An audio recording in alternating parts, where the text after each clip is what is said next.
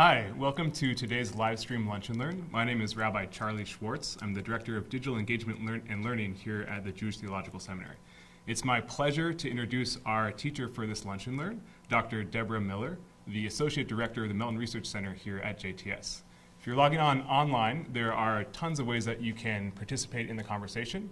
One, you can join the chat in the box next to the video. You can join in on Facebook and chat your questions in there. Or you can tweet in your questions with the hashtag JTSLive. And again, it's my pleasure to introduce one of my teachers and a fantastic teacher here at JTS, Dr. Deborah Miller. Thank you, Charlie, my former student, and you can see he really turned out great. So now you know kind of who I am, and I'm going to have to make some guesses as to who you are. I'm thinking you're somebody who's interested in having a wonderful, positive experience for some children who are going to be at your Seder. They might be your own children who are part of your family, or they might be other relatives, or they might be friends, and they might even be children you don't even know. But in any case, you want them to have a wonderful experience while they're with you at the Seder, really take away something worthwhile, and be able to have something that will become part of them, that eventually they'll be able to transmit. So today we're going to talk about children who are in the age range of around a half a year, 9 months, up to about 12 years. So let's start with my buddy, Charlie. How old are your children, Charlie? I have a 2-month-old and a 2.5-year-old. I don't have too much to say about the 2-month-old, but a little bit of it will apply. But the older one, we're already getting there. Your older one, boy, girl? Little girl. Little girl. And she talks? A lot. Talks a lot, good. Verbal helps. How much does she listen? Some. Some is good. Okay, so let's talk about that youngest age group in just a few minutes. But first I want to say a little bit about what we're going to do today and how I would suggest we proceed. What I would like to do today is give you some ideas of things that can be done that are related to children's developmental stages. Second thing is we have some resources available for you. Charlie, where are those resources? They're right underneath the video player on learn.jtsa.edu/live, and there's also a PDF file that you can download. Terrific. So that's where you're going to find some of the books that I'm going to talk about, some of the songs, links to other websites, stories, subjects for debate. A lot of those things are right there. Many more that I'm actually going to talk about today. Especially when it comes to Haggadot, the book that we use for the Seder. There is no end to Haggadot. It is the most published of all Jewish books in the world. So, and every year there are more, so it's really easy and fun to find something that will be really good for the young ones and for you at your Seder. And finally, I want you to feel very free to apply your own creativity to making the Seder your own and helping it become the own of the young children. But before we get to the kids, I want to talk to you about you. You know that when you fly an airplane, they always tell you, when they're giving the safety instructions, before you try to help somebody else, first put on your own mask, like this, and you can't hear anything. Because before you can help somebody else, you yourself have to be safe. Before you try to transmit and transform the people who are at your Seder, you want to make sure that it's meaningful to you. So I'm going to give you one idea about what might be meaningful to you at the Seder, but you're going to find a lot more as you think about it and learn about it. The central story of Judaism, I believe, is the story of the Exodus. It's what really informs so much of what makes us Jewish. And the central event is going out of Egypt, leaving slavery and going toward freedom. The story seems to imply, or more than imply, that we are not meant to be slaves. God doesn't want people to be slaves. God cares about every single individual. And slavery is the opposite.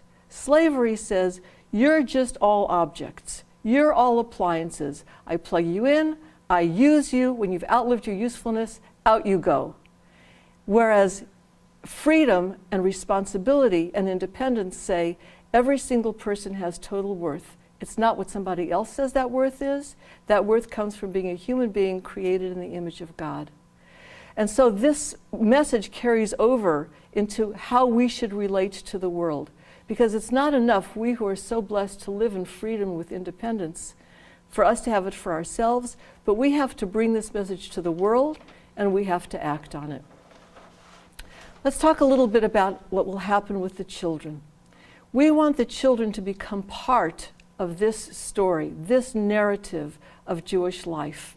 And it comes in 3 concentric circles. First is our own little family story. We want the kids to know the narrative of their own families. Didn't you just tell me about something online about kids knowing their own narratives? Yeah, how knowing your own family narrative and the adversity that your family has overcome can teach resiliency to children. So talk about a little more about what that means, teaching the family story. Like sitting down at the table and talking about grandparents and where they came from and any struggles or adversities that they overcame, the various narratives of, family, either the ascension of a family or sometimes the descension of a family. Right, and we want the kids to think, that's my family we're talking about. It's not some family somewhere else. That's my family, and I'm part of that family.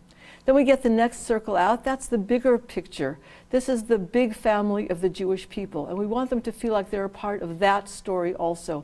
We're going to talk about some ways of bringing them into that story.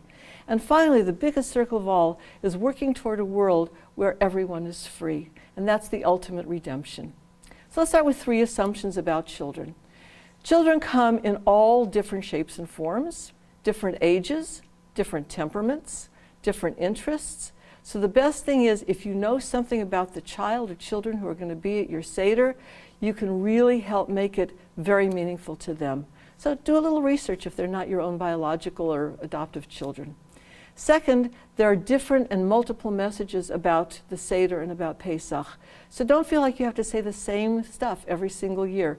Do a little reading every year and kind of make it fresh for yourself. It'll make it fresh for them also. And finally, trust the rituals.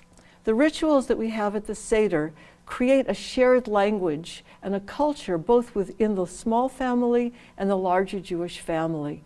Trust those rituals, because the more you talk about them and the more questions people ask about them, the richer the experience.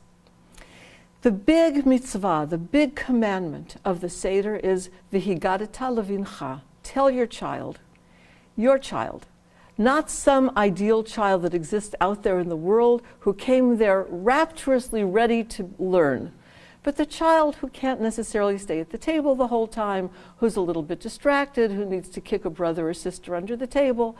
These are the real children who are going to be there. So plan for that. Plan for the time that they're going to have to leave the table. Make sure that there are board games or something else for them to do. My vote would be that they're not going to go off and play video games. And in fact, I would say, if you can say nicely to your guests, ditch the video, ditch your digital handhelds. Let's just pay attention to one another and to our story for the next few hours that we have to live through this story together. Now, there are 2 parts to the Seder. One is the preparation for the Seder, and one is the Seder itself. And they really, this is a good phrase Charlie gave me, form a holistic unit. The more people participate in the preparation and thinking about and having a hand in creating, the more excited they'll be, the more anticipatory they'll be, and the more they'll enjoy the Seder itself. They're both really important. Let's go back to the kids. Let's start with those really little ones, about age, all right, let's say from birth up, why not? Through about 2 years old. For them, the preparation is really important. Now remember, the little kids, these very little ones, they're learning totally through their body. In fact, they're going to come to that point where they're putting everything in their mouth because they're learning through taste. Have you done that, or you're over that? Where are you with yours? I still do that. So you want to make sure that in preparation, you are, first of all, using a lot of language about Pesach, because young children are developing language at a prodigious rate. You don't see it until they're 6 months, 9 months old, but they're taking it all in. They're sorting it out. They're creating a sense of syntax and how words work together, vocabulary. So use the vocabulary of Pesach while you're getting ready for Pesach. I'm cleaning the house now for Pesach. I'm boiling eggs now for Pesach. We're going to dip these eggs in salt water for Pesach. And the more they start to take that in, the more it becomes part of them. Second of all, there are little board books that are created pretty much for very young children. They can also go in their mouths and they can handle it and they're not going to tear. And little children are not that much interested in a plot, but they are interested in objects. So a book like this is called My First Passover Board Book. put out by DK Publishing with no author particularly. Has nice just objects that you can point at, and children can start pointing even before they know the words and can express the words. So we have a wine cup, we have matzah, we have a Seder plate, and you can do a thing with shapes. Very little ones are starting to learn colors and shapes. So what's purple on this page? The wine. What has corners on this page? The Haggadah and the matzah. What's round on this page? And put their finger on it, go right around on it. Put their finger on it and go around the square, because they're learning through their fingers and their bodies. And then this one happens to have also a simplified telling of the Exodus from Egypt, and it has kids acting out the parts. They don't care about the plot so much, but you're starting to tell it to them. It's okay if they don't get it all at age 2 or age 3. It starts to become part of their consciousness. You also want to start singing songs to them that lead up to the Seder. This is starting when they're very young, but continuing to do it to the time where they can actually participate. This is a wonderful Haggadah for that. This is my very own Haggadah. This is put out by Carben and written by Judy Sapol and Madeline Wickler, wonderful people who actually published my book, so I love them very much. And the great thing about this Haggadah, which is actually a coloring book, you may or may not like the coloring book aspect, but it also has songs in it, and it also has a simplified story in it. And it's all really geared to young children. So let's say a little bit of a word about one of the songs. This is a song Charlie, in his culturally deprived childhood, didn't know, but thanks to looking at this webcast, he will now know this song for his children. This one is called One Morning. So if you would like it, it's on our resources page. There's a YouTube video. You can go and you can check it out yourself. And I'm going to sing it twice, just so that you can get a sense of what you can really do with very young children. It goes like this. One morning, when Pharaoh awoke in his bed, there were frogs in the bed and frogs on his head, frogs on his nose and frogs on his toes. Frogs here, frogs there, frogs were jumping everywhere. Okay, great song. Large moral development there. But if you go to the website, we also have a place that I think we have it on that points to a place that has the same song but in pictures. And now you can point to each of the pictures as you're doing the song, and you can even take the child's finger and point to each picture, and little by little they're going to start associating the picture, the word, and the song. But wait, there's more. If you go to any website that teaches sign language, you can learn how to sign this song. Using sign language with young children is terrific because it's the whole body. So here's kind of how this song would go in sign language. One morning, King Pharaoh, the letter K makes a sash. King Pharaoh awoke in his bed. There were frogs on his bed and frogs on his head, frogs on his nose and frogs on his toes. Frogs here, frogs there. Frogs were jumping everywhere. If I can learn it on YouTube, you can learn it on YouTube. And it's fun, and kids will really enjoy doing that, and it brings their whole body into the experience. Now, another thing that you can do at the Seder is dance with them. You can dance literally with them, pick them up and dance around the table when you're singing any of the songs. You can put them on your lap. You can clap their hands to any of the songs that have a great beat. And again, it's all body learning. You can try this thing that I've never tried, put matzot on the table and pick up the napkins and cover them up again and play peekaboo with the matzot. I'm not sure it would work. You can do touch and taste and smell and name it. So let them touch the horseradish, touch the matzah. This feels rough. This feels bumpy. Because again, that sense of using your whole body. And if the child is up for afikomen, the young children sleep crazy hours, who knows? You be the one who's running around looking for the afikomen with the child, and pick them up and look on top of the refrigerator and hold them low and look under the table and put it behind you. Is it behind you? Kids just love being moved around that way. Let's go to 3, 4, and 5-year-olds. Preparation for 3, 4, and 5-year-olds. If they are in some kind of a Jewish setting, make sure to get the songs that they're learning in school and try to learn them. They will probably be okay at that age singing by themselves. Older children, not so much. When they get to be even 5 years old, they start to be a little self-conscious, and you want to not put them on the spot to perform. Even if it's family they know. Sometimes they get self-conscious. But if you're singing, they might sing along with you. And you really want them to be part of it. You might get some dress-up clothes so that you can do a skit about the coming out of Egypt. And there is an excellent skit already in A Different Night by Noam Tzion and David Dishon. You don't have to make up your own skit. And one adult can go outside of the room with a child and prep them as to what their lines are going to be. And someone else stays in the room and preps the rest of the company as to what their lines are going to be. And the child comes back all dressed up in the dress-up clothes. And we have, who's there? And the child says, I'm an Israelite. Or the child says, I'm Moshe, Aharon, or Miriam. Oh, come in. Where are you coming from? Oh, I'm coming from Egypt. Really, where are you going? I'm going out into freedom, or I'm going to Israel. And the more the child is involved in actually telling the story, they become part of the story. Now, there are lots of things that, again, in terms of preparation, that kids can make in advance. They're old enough to start helping you chop the nuts. They can stir batter. They can stir up the matzah meal mixture for making matzah balls, for making knedlach. You can even have a very young child make their own Haggadah.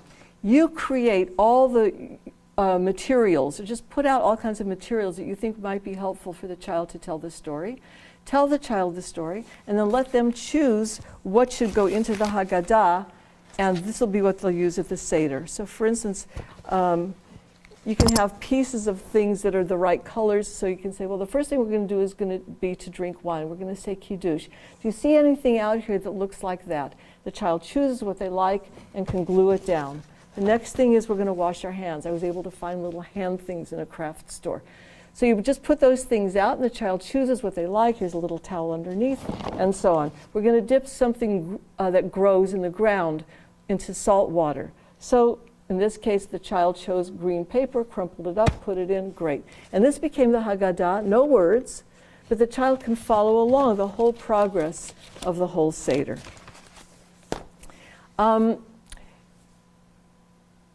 One of the things that we talked about earlier is about knowing your family history.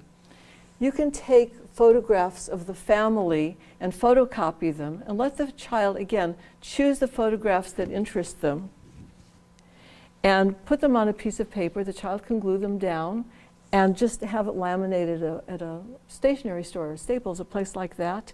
And now you have all of these generations coming to your Seder. And if the child shows interest and said, who's that? You get to tell the story about the family. And telling the story about the family is really important.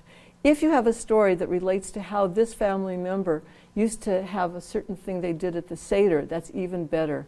This is Uncle Harvey. He always smoked a cigar at the Seder, and he left the ashes on the table. This is Aunt Matilda. She had to sing every verse of Chad Gadya. Even after people were out the door, she was still singing. This is Uncle Meyer, who hid the afikoman and could never find it again.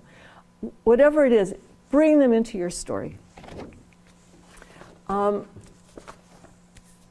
There are things that you can do to help them understand that there is an order to the Seder.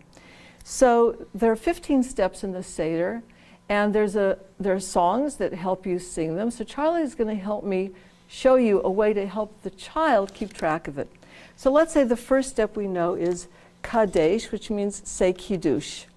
So we sing out loud, Kadesh, and we say Kiddush. And then we add the next step, and we say Kadesh Orachatz, and the child gets to stack it up. Kadesh Orachatz Karpas, and now we're going to dip our vegetable. And then we start again. Kadesh Orachatz Karpas Yachatz. Now we're going to break the middle matzah. Okay, now we break the middle matzah. We start again, and so on.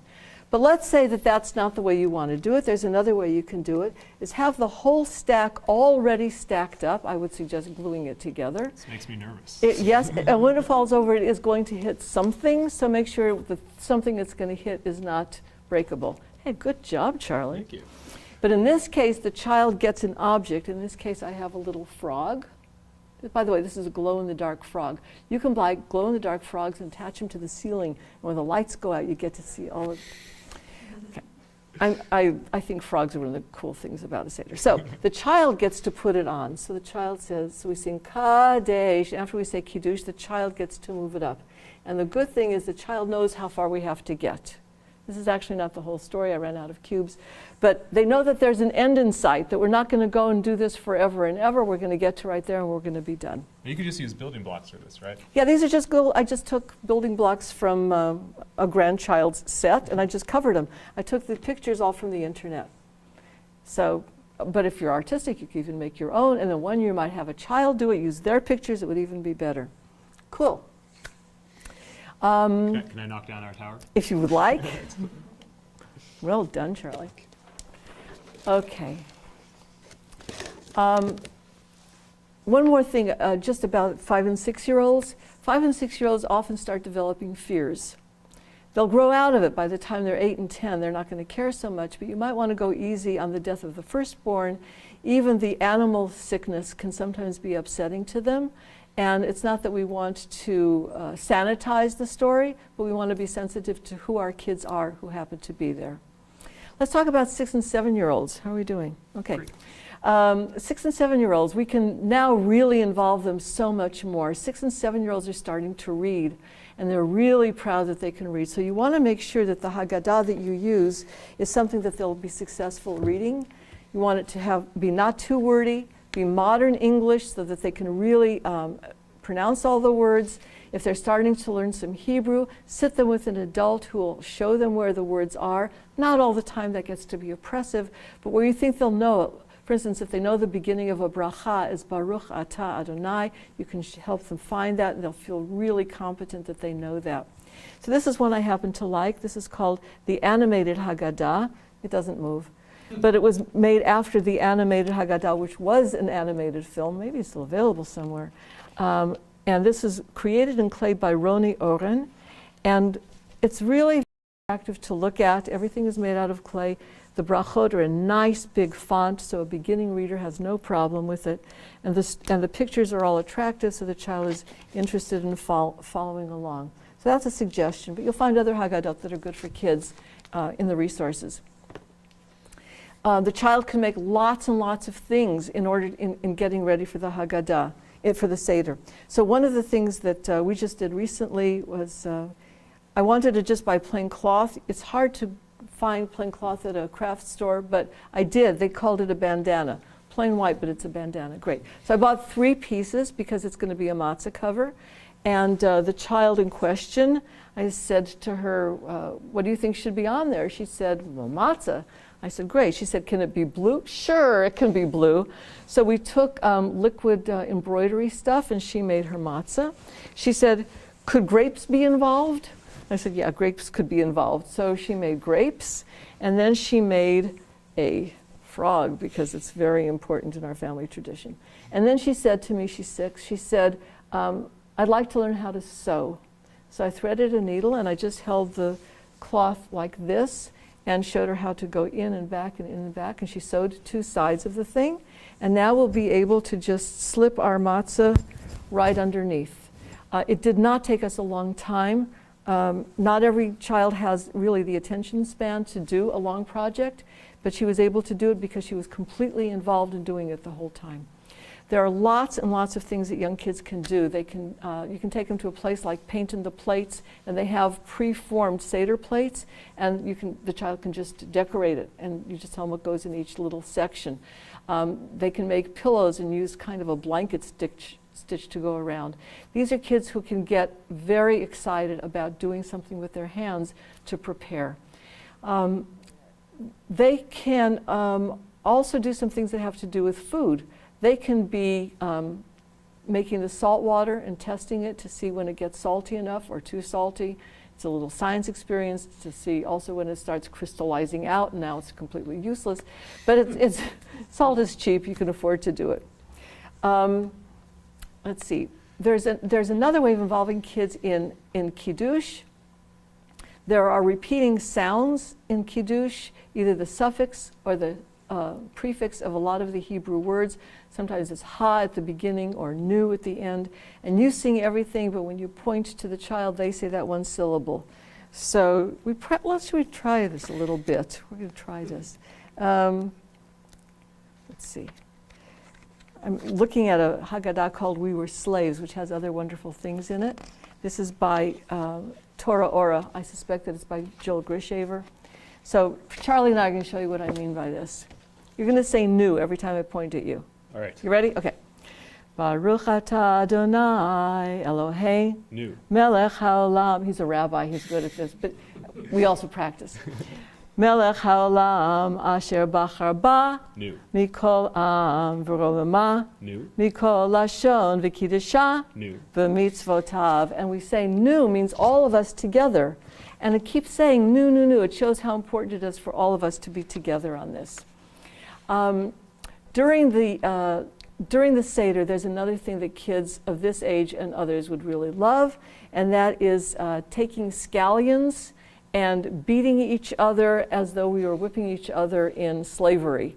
Make sure if they have a white shirt, that they protect it somehow, because it really will stain. And if you do it in time to a song like Dayenu, oh, so much fun. Let's talk a little bit more about preparation.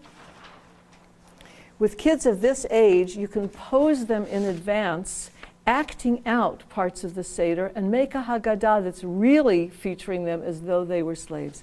So in this case, our grandson was off for President's Day, and so we posed all the pictures of the Haggadah. So here he is saying Kiddush, and I had to take out all my Passover dishes 2 months early, which I was not happy about, but we did it.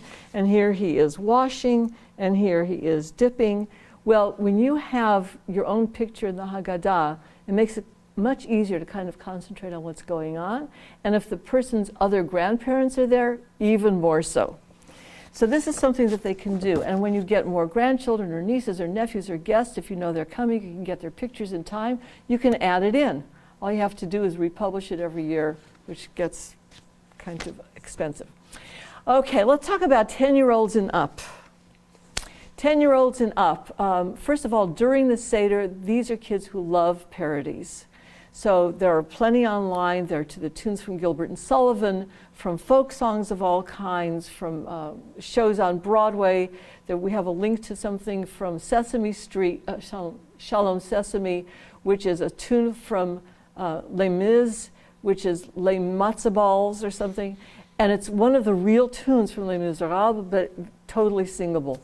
And they love this kind of stuff. These are kids very often when they're 10 and up who are very interested in data. So one of the things that's fun is this book called 300 Ways to Ask the 4 Questions by Murray Spiegel and Ricky Stein. And it has it in all different languages. So I happen to have bookmarked Tibetan and Thai Northern. I didn't know there was a Thai Northern and a Thai Southern, but now I know. And it has it in their script, which is really wonderful because we're not familiar with many scripts, and how to pronounce it in that language, and how that ended up being translated back into English. If you have people who are Star Trek fans, you'll be happy to know that we also have, oh, it's gone missing. We also have it in Klingon. The most important of Jewish languages. No doubt. We have it in Valley Girl. We have it in Teenager, to be spoken in a whiny voice.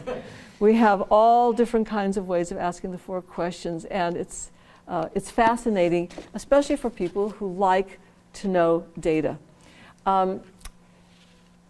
There's another kind of somewhat more meaningful knowledge that could be very interesting to a 10-year-old and up, and that is the correspondence between the plagues and the gods of Egypt.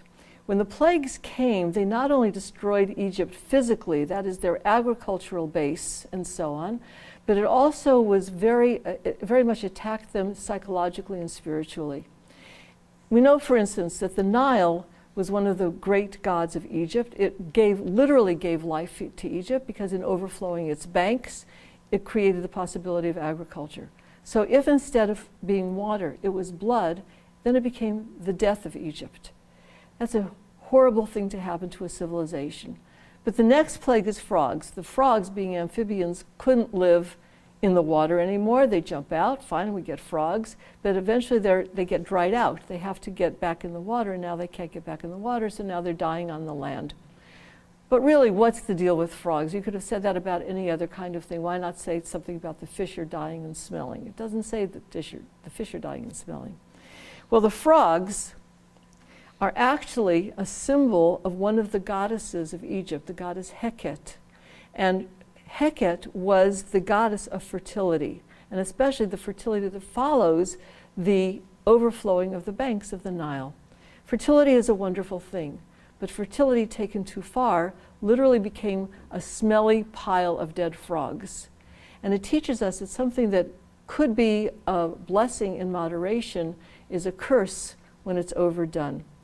There are children who would really think it very interesting to know all about the gods and goddesses of Egypt and how they correspond to the plagues. If you think that would interest a child, it's on our resources page. Take a look. You can have it printed out for the child to be looking at. Another thing that 10 years old and up would like is possibly interesting Haggadot that you can have around. There are thousands of Haggadot. Don't push it on the child, but just have it casually there. And when they're bored, they might take a little look, and it'll be more interesting for them. These kids are also ready for some debates. So I'm going to give you an example of one of the debates. And I'm going to see if Charlie would like to play on this. Okay, he's going to be your symbolic 10-year-old. So Charlie, we have 4 questions that are not really questions. They're really conundrums. They're really statements. They say, how very different this night is than other nights. And the first conundrum is, on all other nights we can eat bread or matzah. Tonight we're going to eat matzah. So let's think about the matzah as a symbol now for just a second. So Charlie, would you say matzah, is it slave food or freedom food? I would have to say slave food. And why do you think it's slave food? Because it's hard and bitter, and the whole story about how we didn't have time to let the bread rise on our way out of Egypt. So it seems rooted in slavery. Rooted in slavery. And yet, you said, on our way out of Egypt. So on our way out of Egypt implies freedom. So maybe it's a freedom food. Can you make a case for freedom food? Yeah, I mean, it's kind of, as you said, we left Egypt, and that's why we have the matzah. So maybe it's the symbol of that leaving, of that move to freedom. So how can we have a thing in the Haggadah that says, this is the bread of affliction? So ask the 10-year-olds and up to talk about that. You could even assign parts. You guys are all the freedom people, you're all the slave people. Make the case for yourselves, and then make them switch and make the other person's. Okay, so that takes care of one of them. Maybe you'll resolve it, maybe you won't. Let's go to the next one. All their nights we all eat all kinds of vegetables. Tonight, maror, bitterness. Bitterness, would you say is? It's probably slavery. Probably slavery. Well, let's stipulate. I think that makes sense. And then when we come to the next one, all their nights we don't dip so much. Probably we don't. And tonight we're going to dip twice. Dipping your food into some kind of a condiment, what would you say? I love condiments, so I'd have to say it's probably freedom. Very good. And it's interesting, I just thought of this. We dip it once in salt water, which is kind of savory, and once in charoset, which is kind of sweet. Sweet and savory, all kinds of people. Wonderful, good. So, dipping you would say? I'm not sure now. You have the bitterness of the salt water, but the luxury of the condiment. All right, so that might be a debate also. But maybe dipping by itself is something we do when we go to a party or a fancy catered affair. Okay. It's worth a debate. Worth a debate. And finally, we get reclining on our left. We'll talk about why some other time. We recline, and what would you say that's a symbol of? That's definitely freedom. Definitely freedom. So we have matzah, which is maybe one or maybe the other. Maror, which is slavery. Dipping, which is probably freedom. And reclining, which is pretty much freedom. So the whole feast itself, is this mostly feeling like we're slaves and it's a reenactment of slavery? Or is it mostly celebrating freedom? I know what I'm going to ask at my Seder. So that's something that they can really debate. And again, make them take a real stand. Don't let them blow it off right at the beginning and say, oh, well, it's both. Make them really take a stand somewhere or other. All kinds of debates to be had. And it really recognizes that 10-year-olds and up have thoughts and can really make a clear and cogent argument for something and It honors their growing intellect to let them do that kind of stuff. Finally, 12 and up. Developmentally, these are kids who are ready to help plan rituals and ceremonies. Isn't it interesting that these are the ages where we start thinking about bar and bat mitzvah as well? So bring them into some of the decision making about what the Seder can be like overall. So one of the questions that we often think about is maybe the first half of the Seder, we should be sitting on the floor in the living room with the big common dish in the middle where we would all reach for it, as though we were living in a tent in a time before chairs and tables were so common, especially for poor people, as though we were living in Morocco not so long ago. It's still very common to sit on the floor and eat, and then move to the table sometime later on. So that's something, bring them into some of the decisions you're going to make. Another thing is, sometimes kids of this age really like to help younger kids. So I would talk with them in advance, don't put them on the spot at the Seder, but talk with them in advance about would they be comfortable doing that. And that starts to make this transition from the person who's receiving to the person who's creating for somebody else. And now they're really part of the story. I think that I do my best learning when I'm teaching, and I think that's true for a lot of people, and it may be true for some of the 12-year-olds and up who are going to be at your Seder. And finally, again, with the interesting Haggadot, now they're really good readers, very many of them. Have some really interesting and diverse Haggadot on the table so that they can try them out. And you want them to say, wait, I just found something interesting, I just want to throw this in. And even if they're out of order, if they have something they want to throw in, that's the right time to do it. While they're at the Seder or in advance, they can interview some of these grandparents or aunts and uncles or other people in the family and start learning it right then on the spot about what these questions that they've been discussing mean to them. You might want to ask some of the questions that put them in that empathic mood that already are prepared for us in the Haggadah, We Were Slaves. So down at the bottom we have a section called My Exodus, and for instance, one question is, one thing that caused me to cry in Egypt was.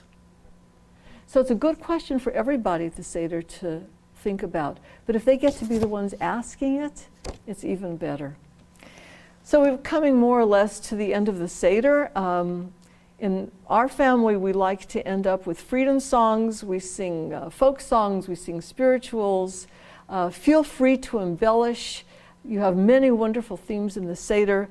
And we'd like to wish you a Chag Kasher V'Sameach, a joyous Pesach. Thank you for joining us.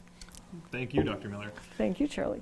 Now we actually have some time for some questions from you. So if you'd like to ask questions to Dr. Miller about how to create an engaging Seder for children, please either type them in on the chat box on the Facebook on Facebook's chat function, or you can tweet them to us with the hashtag JTSLive.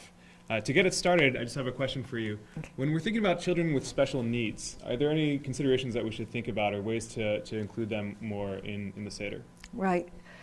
This is supposed to be a Seder for all Jews. And the thing about kids with special needs is that they're all special. I've been thinking a lot about this. Each one has different kinds of strengths and different kinds of challenges, so it's hard to say something global. So I'm thinking particularly at the moment of kids who are verbally challenged, for whom it's hard for them to say what they want to say, and we don't know how much receptive language they have. And so I think a lot of the things that have to do with total bodily function would work really well for them. I think pointing things out in pictures or in words as you're doing the Seder would be helpful to them. I think to the extent that they're able to use their own bodies to express things, whatever their best mode of communication is, you want to leave time and patience for them to do that. Many of the things that have to do with handling things would be wonderful for them. So let them be the ones to cover and uncover the matzah, to carry the towel around and help you out when you're going to do the washing. Everything that you can think of that will make it their active participation is what's just right. And again, if they have to be away from the table for a while, don't let it be like they're in exile. Make sure to bring them back for certain high points. Also, I'm sure that this is obvious to people, but it only occurred to me recently, thinking about allergies. A lot of kids who are on the autistic spectrum also have really horrible allergies, especially to things like nuts. So when you're making your charoset, find out if you should be careful about the nuts that are in the charoset. But a lot of the things that have to do with tasting and with reacting, with leaning, many of those are things that kids will be able to do. So just ensuring like the full sensory experience. Exactly, the total sensory experience. Great. Right. Let's Good. see what other questions we have coming up. Okay. Here's a good one. How long should I make my child stay at the Seder for? How old is your child? And where are they developmentally? What are their other needs? So it depends on all of those things. Give us some options. Okay, I would say it's going to be decreasing as you go along. They'll stay there for 10 minutes at a time at the beginning, and then it'll be 8 minutes, and then it'll be 5 minutes. You know how fast kids eat. You're sitting down and you're just barely starting to eat, and they're already done and gone. So I would say that for early childhood folks up through like 6 years old, 10 minutes is plenty, but do call them back. And just make sure that they're there for those parts that are very active. When you get to the Magid portion, the portion where you actually tell the story, have a child's version of that story that you tell, bring them back just for that and let them go. So the rest of you can continue with the extrapolations if you want to. You may decide that you want to cut the whole Seder down to size when you have young children there and they form the dominant part of the population. And in fact, we did that. We used to go to 1 or 2 in the morning. We loved it. We'd carry it on. We couldn't wait for, we didn't want it ever to end. As soon as we got grandchildren, boom, half an hour and we're out. Now we're up to an hour, woo! So, and it turned out to be a kindness to certain relatives who are more comfortable with a shorter Seder as well. Someday the day will come we'll be able to go to 1 and 2 in the morning again, but for now the whole mitzvah is to talk to the children in a way that will help them stay with it. And again, when they feel more comfortable with reading and asking their own questions and care more about it, the time will lengthen. But I wouldn't start with more than 10 minutes at a time. All right, I think we have time for one more question, so let's see what's coming up now. Okay. Here's a good one. Do you have any advice on how to incorporate non-Jewish children or family members into the Seder? Yeah, first of all, we love having non-Jews at our Seder. Allie told us that in her family they thought it was a mitzvah that you had to have non-Jews at the Seder. We have had non-Jewish kids at our Seder. The best thing is if you can have any kind of contact with them in advance so that they know what to expect, that would be a real kindness. And if there's something they can do as preparation, that's wonderful. And then they have something really to look forward to. We once had a family with us where the child was learning German. She was like, 6, 8, I don't know, a very young child. And she came ready to ask the 4 questions in German. Who would know? There are children, for instance, who love everything about Egyptian culture, and they come ready to relate to everything that has to do with Egyptian culture. So that's one thing. The disadvantage that they come with is they don't have a lot of pre-knowledge about what the Seder is about. But the things that are active learning, the tasting and the scallion beating, that'll be fine. The place where they're going to feel a little bit left out is the singing. It's hard to learn a song on the spot, and even if you repeat it a few times, that part is a little bit hard. But you'll be sensitive to that and say, we're going to sing this song now. You can follow along, and then we're going to be back to reading stuff that you could read with us. Great. Okay. Well, thank you so much, Dr. Miller, for this live stream Lunch and Learn. Thank you, Rabbi Schwartz. It's a pleasure as always. And thank you for joining us. Please join us on April 16th when we'll be having another live stream Lunch and Learn in honor of Yom HaTzmaut. Rabbi David Hoffman will actually be teaching on the Jewish legal rulings of Rav Avadia Yosef of Israel, and how, even though he's thought of as sometimes as a conservative thinker, his legal rulings can be very radical. So we'll be looking at a case where milk and meat together can actually be kosher. So it should be very exciting. We encourage you to continue the conversation about this Lunch and Learn and ways that you have found to make your Seders engaging and fun for children of all ages, either on Facebook or on Twitter.